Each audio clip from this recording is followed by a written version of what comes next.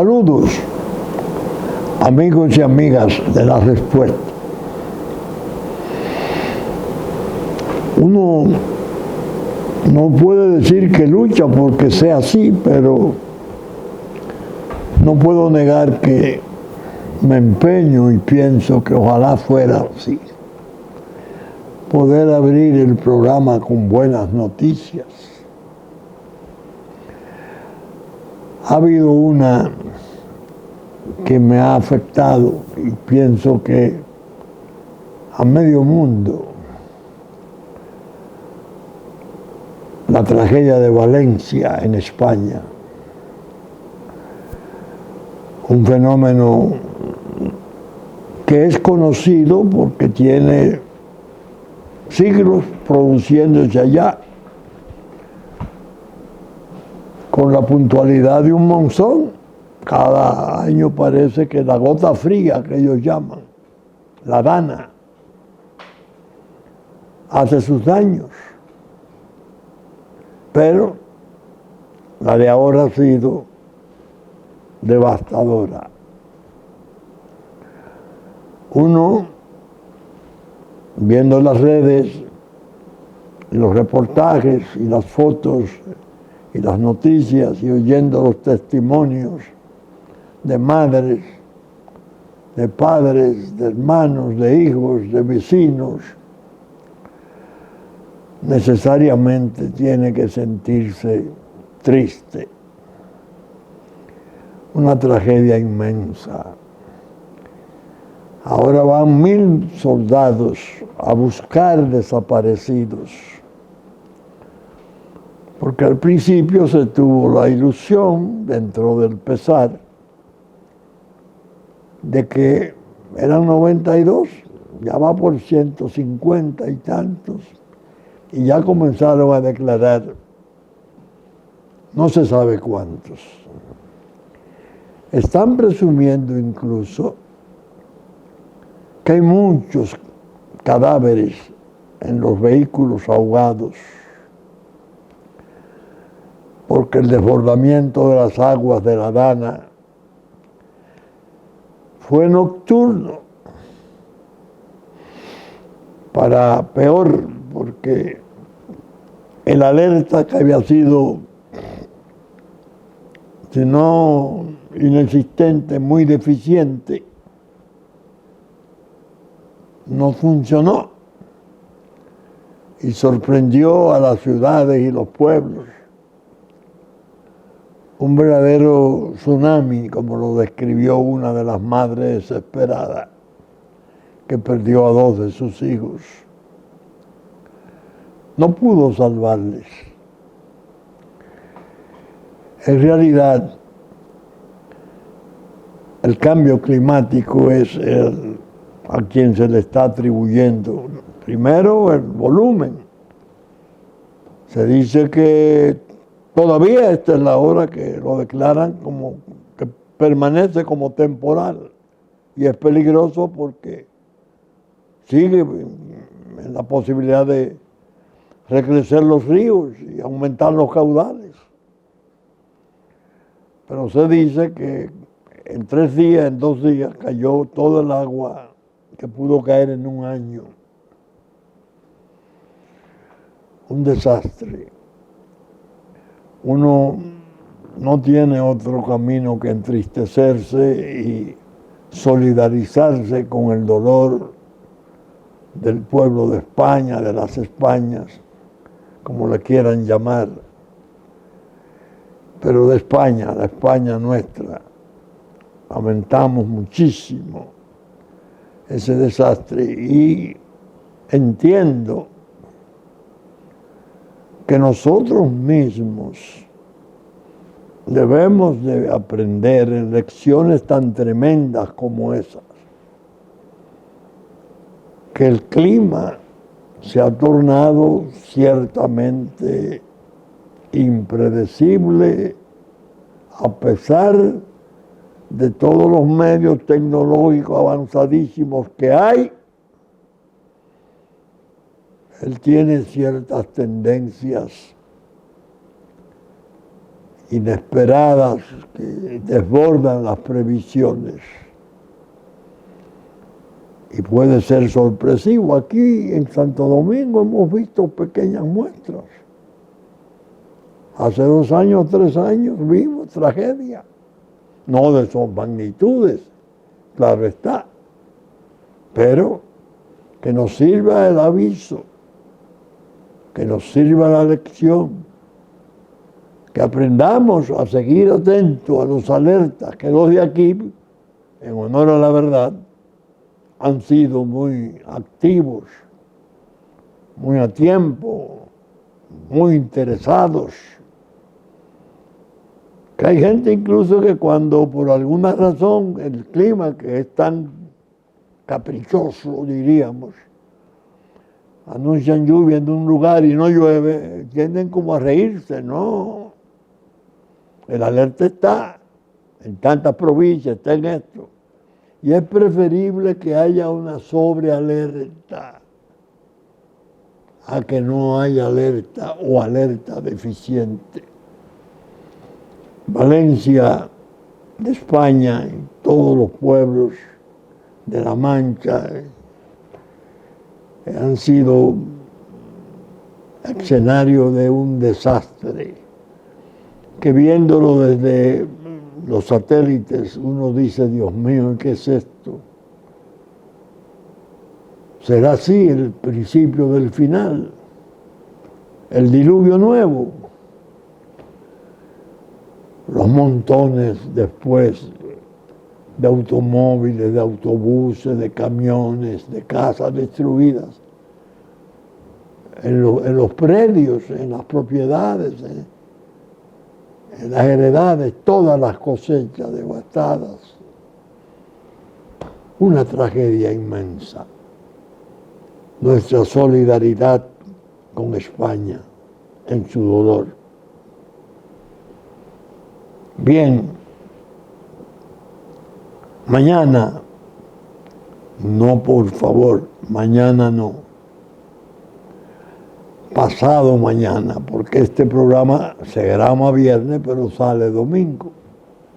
El martes 5 de noviembre se habrán de celebrar lo que he llamado muchas veces las elecciones mundiales.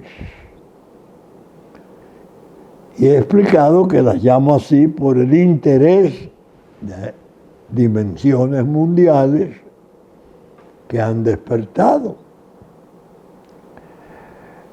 Y la diversidad de naciones, y de sectores, y de intereses que han estado aguardando, pendientes de ese evento del 5 de noviembre. El primer martes de noviembre, elección presidencial en los Estados Unidos de Norteamérica. Es muy difícil tratar el tema conservando la serenidad, la alegría que debería de haber para celebrar un evento de esa naturaleza. Debería de ser una fiesta inmensa de la democracia, una demostración portentosa, universal. No. El mundo está, además de interesado, crispado. Recuerden que yo hablaba en el programa pasado, con los dedos cruzados y la oración. Señor, no permitas que haya una tragedia mayor en Estados Unidos, porque va a hacer grandes daños, no solo a Estados Unidos, sino a gran parte del mundo. Dense cuenta de la categoría histórica excepcionalísima de ese evento del martes. Estamos pues ahora, esos resultados son vitales porque cada pueblo tiene sus intereses propios. Los que están bajo los efectos terribles de la guerra, invocando la paz. Una cosa que también por las redes anonada, deprime, pero es una conflictividad que no es abrupta ni inesperada. Tiene algunas veces, sobre todo en el Oriente Medio, siglos. Pero las grandes tensiones se han venido viendo. El país, el mundo lo ha estado viendo. Esas guerras son terribles y esos pueblos están, quieras o no, bajo tormentos inenarrables.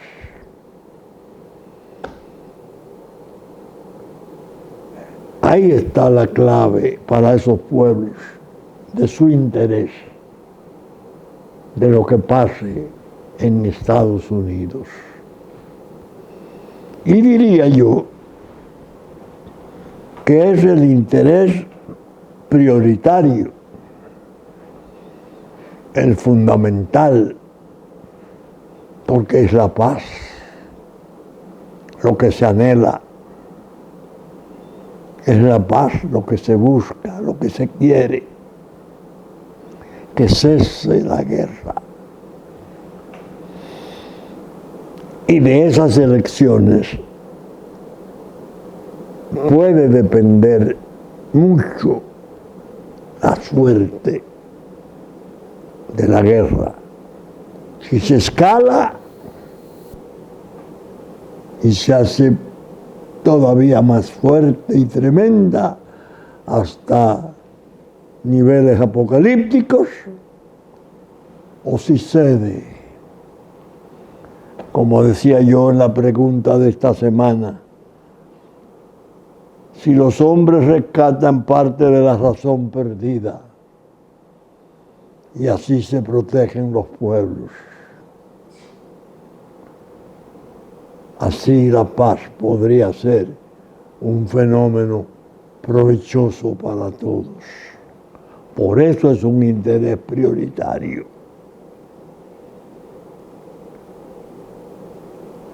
Nosotros,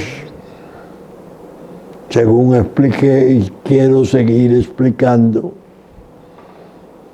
quizás seamos de los que más y mayores y más sensibles intereses tenemos en esa contienda. Ustedes han oído, óigame, algo que puede parecer una extravagancia, un sentido figurado, hiperbólico. No. La suerte nacional, nuestra independencia, nuestra autonomía, nuestra identidad, han estado expuestas a riesgos terribles en los últimos tiempos, fruto de los conflictos de proporciones bíblicas que se han presentado con la destrucción, la desintegración de un pueblo, de un Estado, para decirlo con más propiedad. El Estado, señores y señoras, es la nación jurídicamente organizada. Eso es un Estado. Una nación con los mismos intereses históricos, los mismos sentimientos, las mismas tradiciones, costumbres, etcétera, que se organiza jurídicamente con instituciones.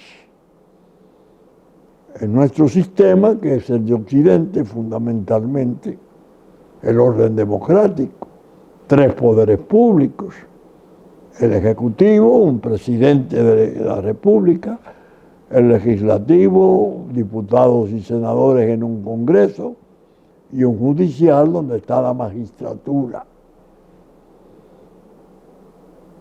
Si esos 3 poderes no existen,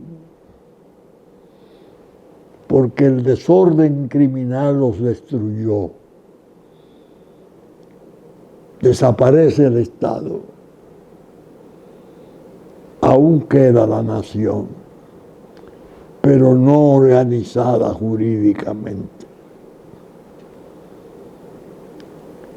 Ese es el fenómeno que nosotros hemos padecido, que en este territorio vive una población enorme, numerosísima, mayor que la nuestra, que tuvo un Estado,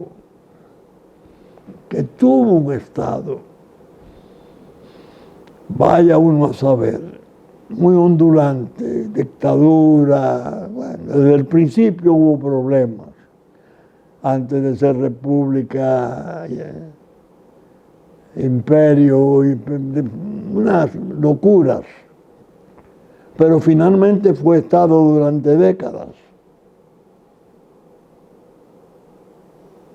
¿Cuándo dejó de serlo? No es Estado. Han fabricado una ficción, han creado una imagen de Estado ficticio, ya lo he explicado. En CARICOM, en Jamaica, las islas menores del Caribe se reúnen y deciden que la solución de Haití final es un gobierno rotatorio de transición.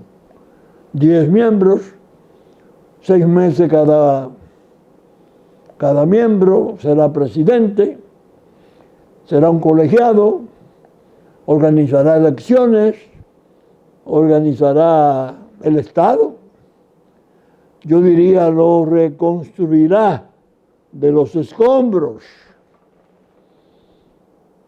de lo que quedó del viejo Estado, muy desvencijado y muy perforado y dañado, fallido en manos del crimen del mundo, horrorosamente saqueado, con una devastación ecológica alarmante, solo un 5% de su territorio arbolado, porque ha sido objeto de un saqueo de siglos, de sus árboles, de sus suelos, una cultura de incendio y de daño a la naturaleza. Ese esperpento organizado en Jamaica surge como Estado. Pero cuando se va a los hechos, sí, es Estado. ¿Por qué? Bueno, porque vinieron 250 soldados y policías de Kenia, porque Bahamas mandó unos cuantos hombres, porque esperamos que El Salvador, que acaba de aprobar unos militares de su ejército, que vengan. ¿A qué vienen? ¿A qué vienen?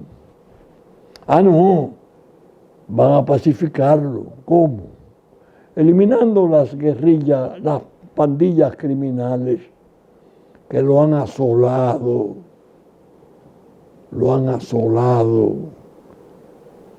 horriblemente en los últimos 4 años. Pandilla que llegó a ocupar la sede de la Suprema Corte de Justicia, ocupada por las pandillas, las cárceles vaciadas, todos sus imputados de crímenes que existían a la calle y a República Dominicana con el destino mejor. Y ametrallamiento en las calles, niños, mujeres, y váyanse de aquí. ¿A dónde? A República Dominicana. Ese es el drama que hemos padecido.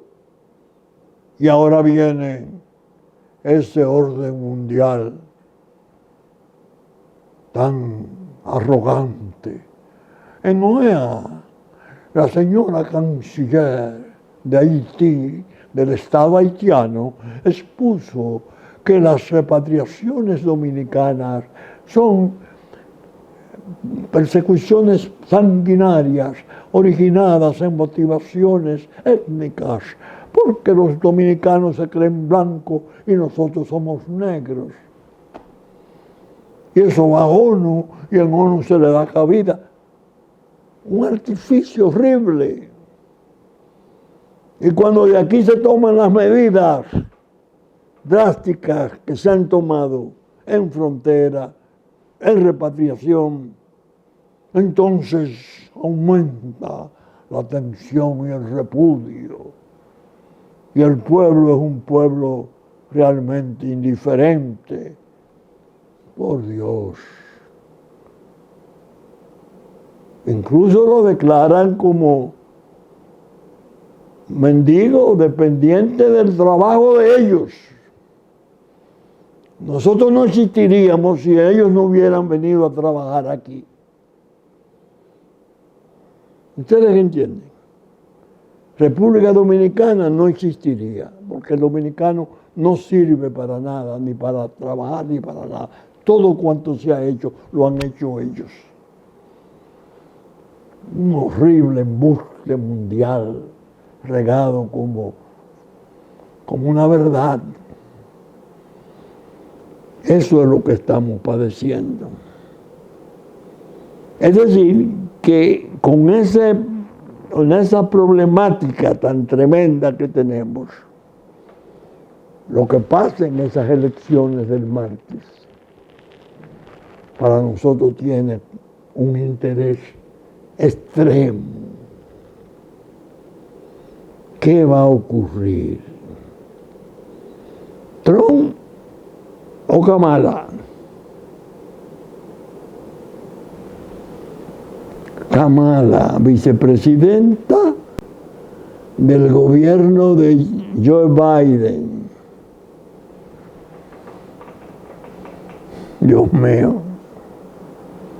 Sacada de un bombo de mago, después de haber promovido al presidente para su reelección y finalmente descartarlo de una forma realmente innoble, fundándose en que había perdido facultades,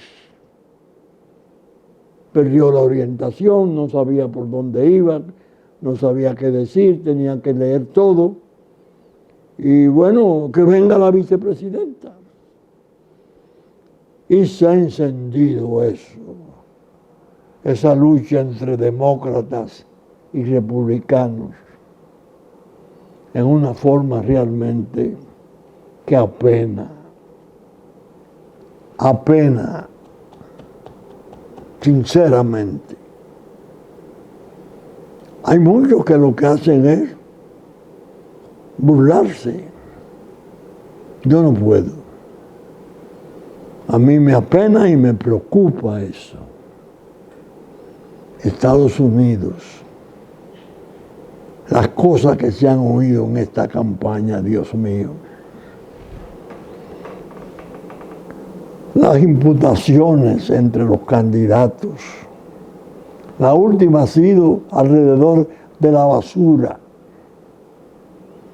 Un comediante ahí va, uno no sabe quién le paga, a quién le sirve, y dice entre sus chistes y refiriéndose a Puerto Rico, lo define como una isla de basura flotante. Y eso le cae atrás al voto de los puertorriqueños que viven en Estados Unidos con derecho al voto, porque entonces el desprecio del trumpismo es horrible y el presidente que responde días después al presidente Trump, basura son sus partidarios. Presidente, pero usted es el presidente de esos partidarios. Son 80 millones de su pueblo. Usted está llamando 80 millones de su pueblo basura, presidente. Eso, entonces salen los otros, claro está, a regodearse y anular el efecto basura.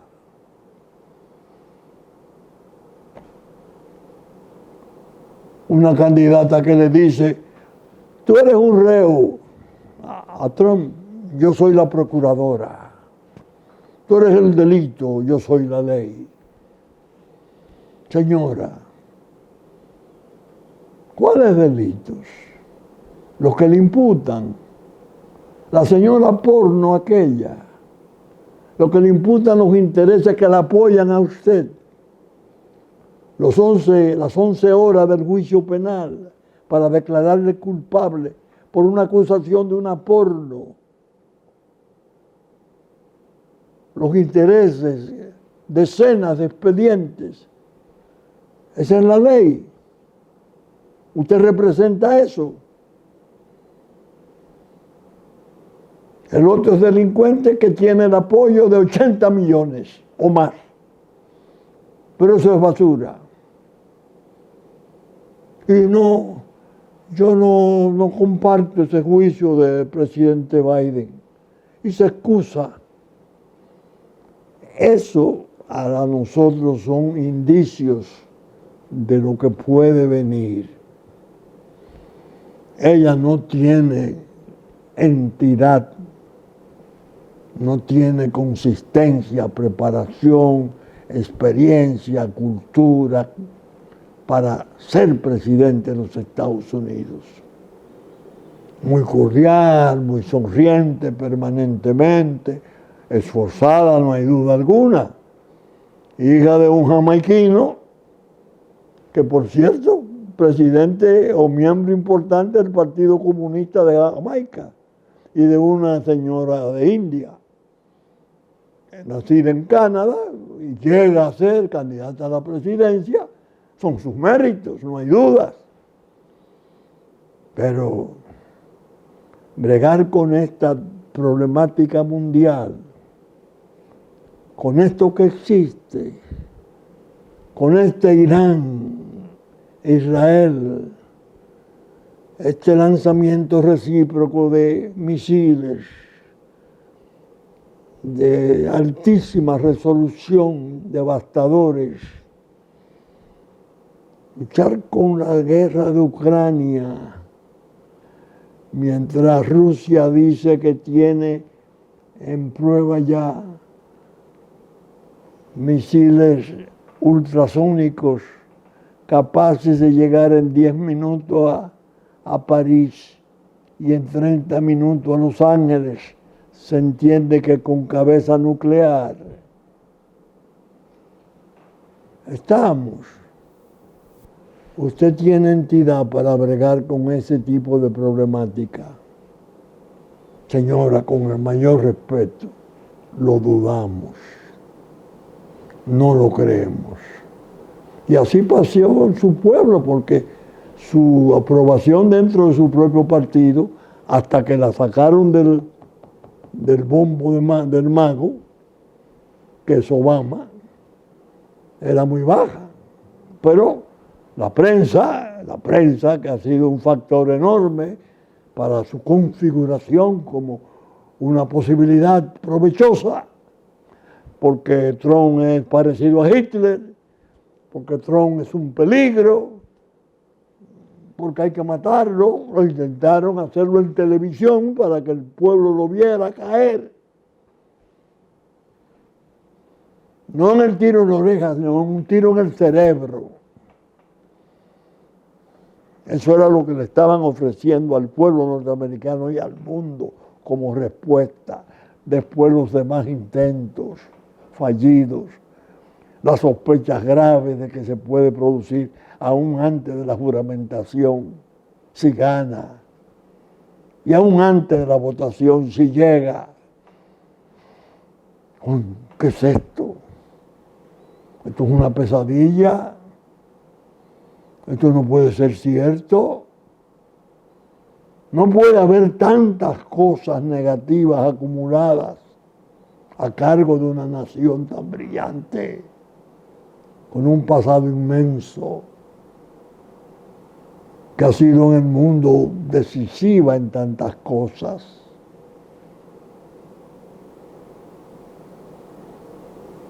Trump. No. Ese es un díscolo. Ese es como una especie de loco. Si ese gana, Estados Unidos se desfigura para siempre. Perderá todo el prestigio. Se volverá como la burla del mundo. Ocurre que fue 4 años. 16, 20.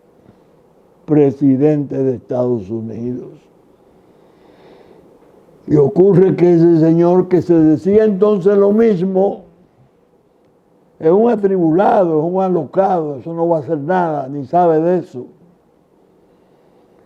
Violento, va a generar la guerra. Esos 4 años los pasa. Y dice después, en el 24, cuando el destino, hay quienes, incluso estados, el cerco bíblico que llaman, que tiene una población evangélica mayoritaria, consideran que es un enviado de Dios.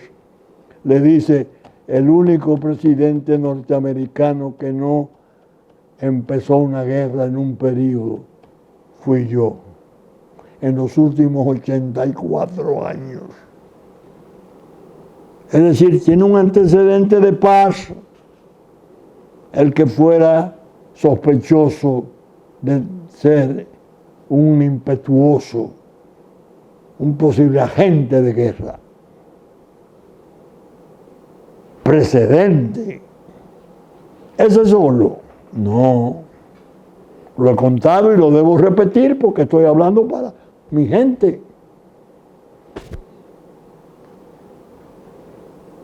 Cuando va a la reunión del G7 en Davos, donde se reúnen las naciones, los gobiernos más poderosos de las naciones del mundo.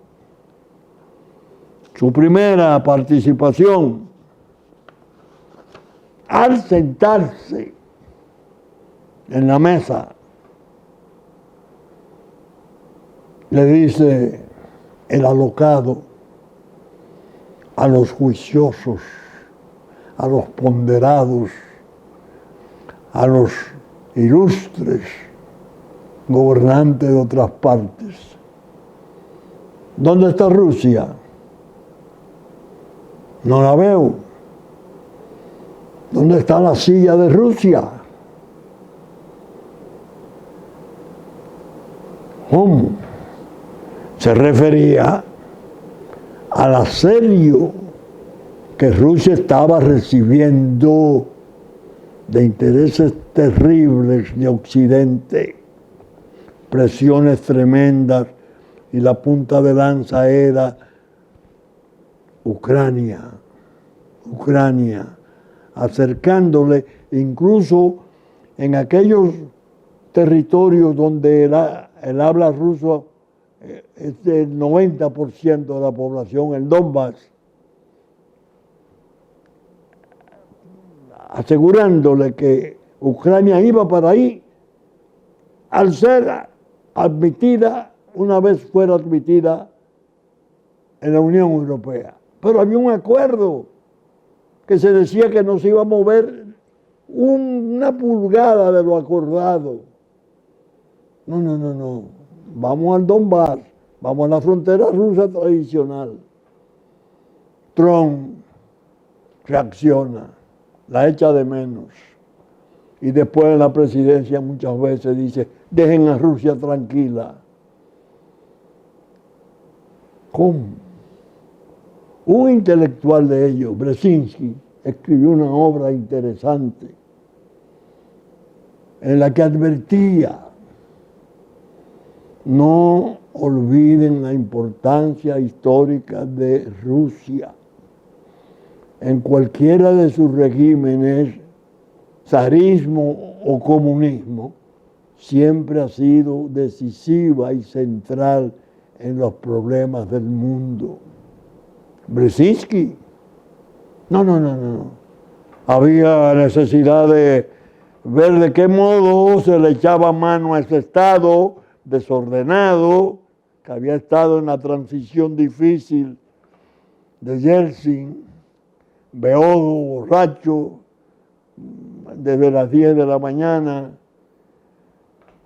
y había que echarle mano a los recursos de Rusia, que es el territorio más vasto y donde existen mayores recursos que nación alguna pueda tener.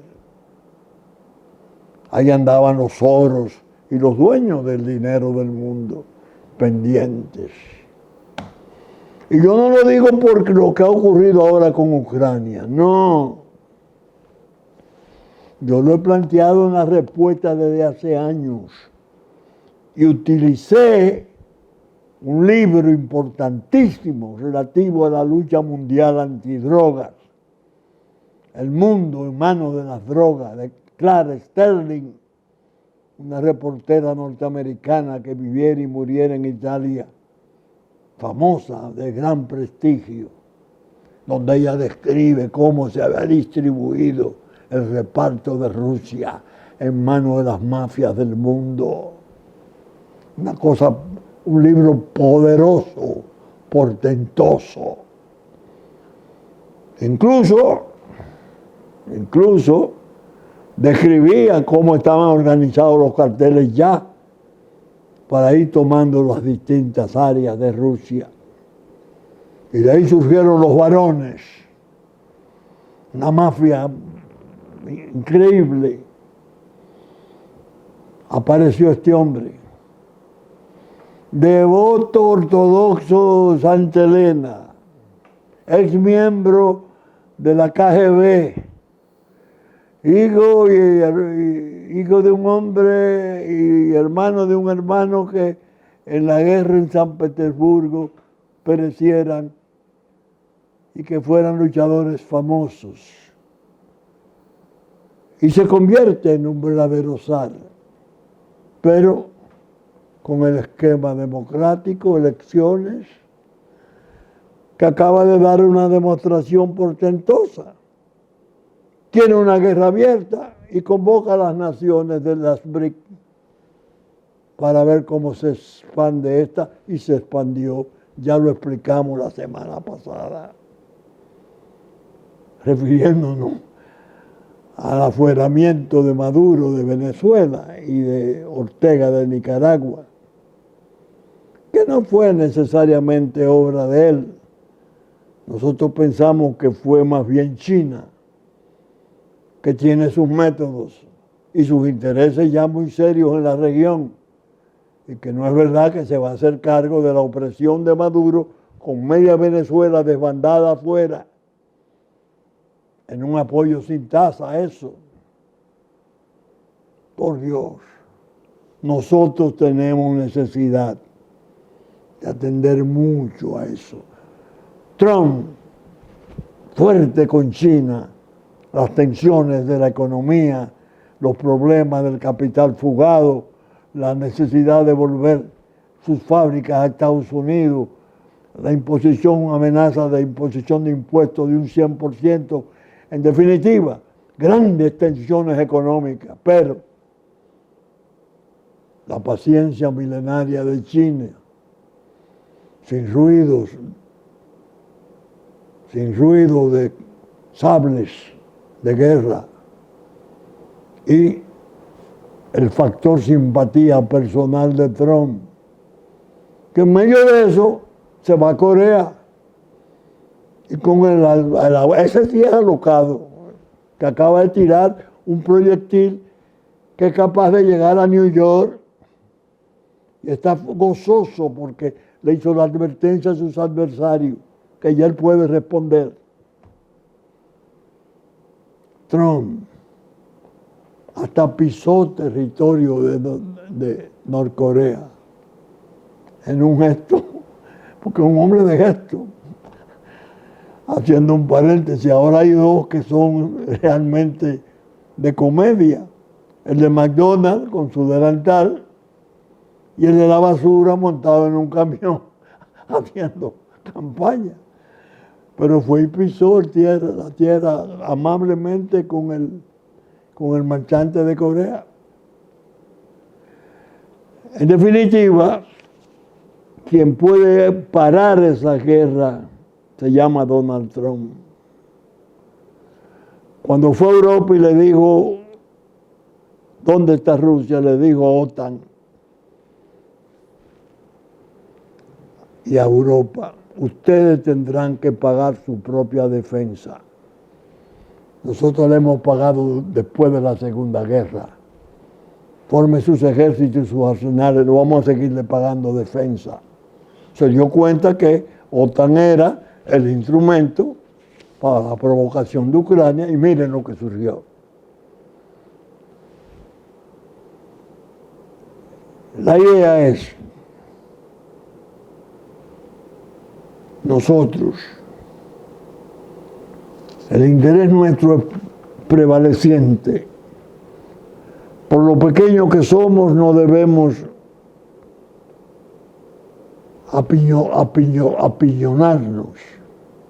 apichonarnos de pichón.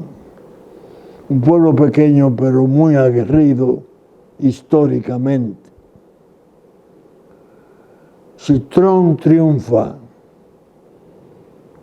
la potencia inmensa que Estados Unidos recupera y el prestigio que él está prometiendo, ahora acompañado de cuadros importantes, que no lo estuvo en los 4 años precedentes, sino con una serie de viejos cuadros del Partido Republicano, algunos de los cuales fueron a la larga traidores de su causa. Ahora viene con Vance, ahora viene con Kennedy a tratar asuntos importantes de Estados Unidos. Ese hombre fortalecido puede ser un factor determinante de la paz para restaurar la confianza y la alegría del mundo. Nosotros debemos de sentirnos atentos y preocupados, porque este programa se graba viernes, saldrá domingo. El día miércoles 6 se sabrán los resultados.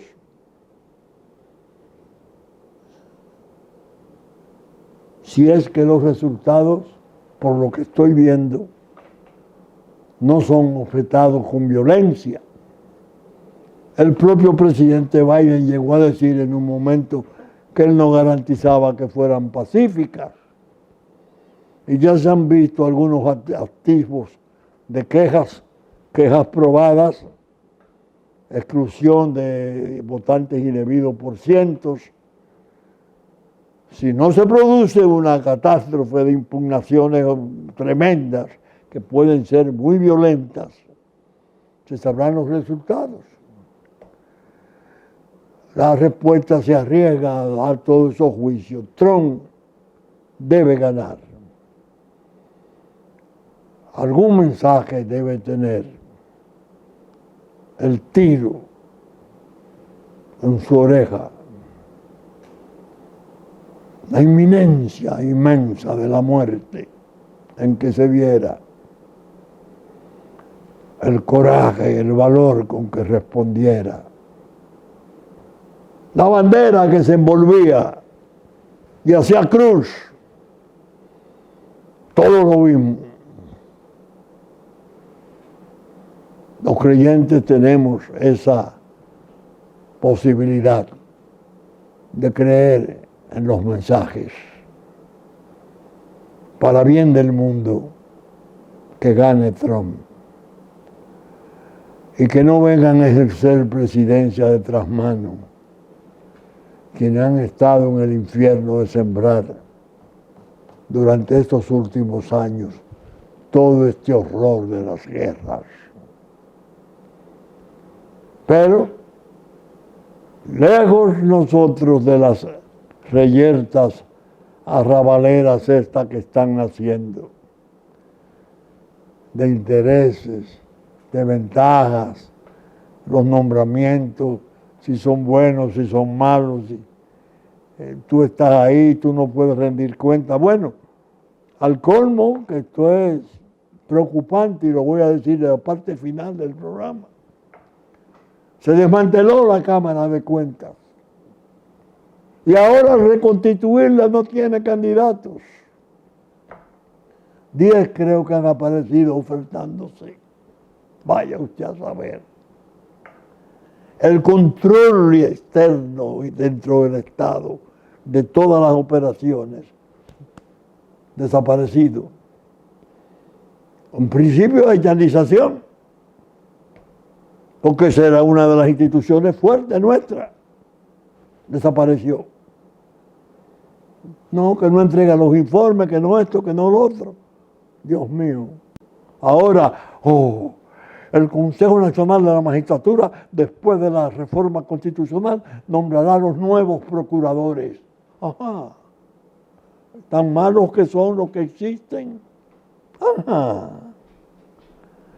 Qué bien. Miriam Germán que no, porque esa dijo desde el principio que se iba en agosto. Pero Jenny Berenice y Camacho, que se han jugado la vida con responsabilidades inmensas y han hecho un trabajo laborioso enorme para sostener las acusaciones en esos procesos escandalosos, terribles. Van a disponer de esos cargos. Las combinaciones políticas van a llegar por ahí. Démonos cuenta que son cosas que nos están minando y nos están en el fondo preparando para roernos las instituciones, desmontar eso que se vio, eso que el pueblo sabe que ocurrió, que está ahí. Por mucho que sea el atrevimiento de todos estos nuevos fantasmas que están reapareciendo y se eligen, uno se reelige, el otro.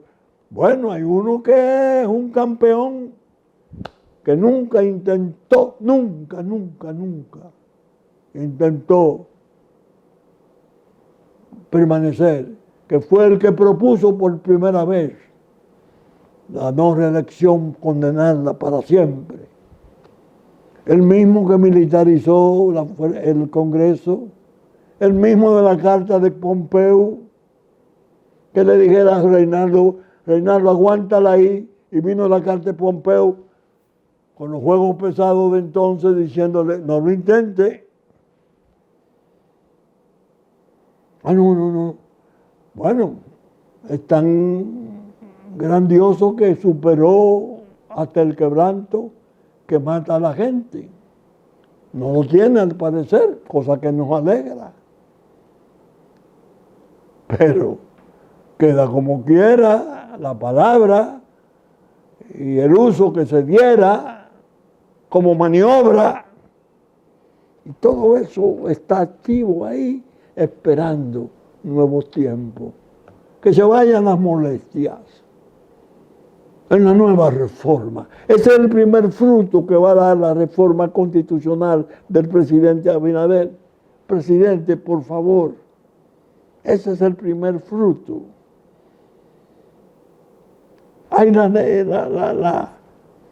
la imposibilidad de decir moralmente. La doctora Germán se va, sí.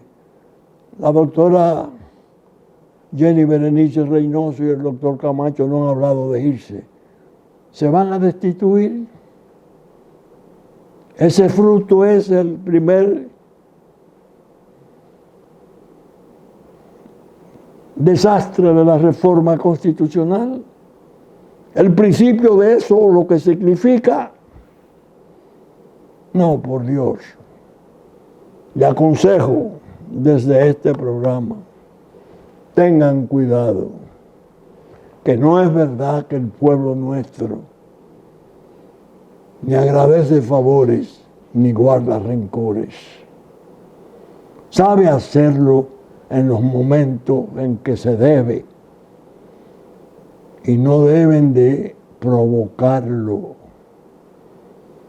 Si la impunidad se logra consagrar en esos términos, esperemos lo peor, porque en la medida que nos dividamos y nos vayamos a las reyertas que vienen, a la guerra posible, estaremos más comprometidos con esa geopolítica perversa, ese diseño tremendo de las pandillas criminales arrojando cientos de miles de refugiados, no, de empobrecidos haitianos. Eso es lo que nos están proponiendo. Y el que mine la unidad interior por cualquier medio está traicionando a su país.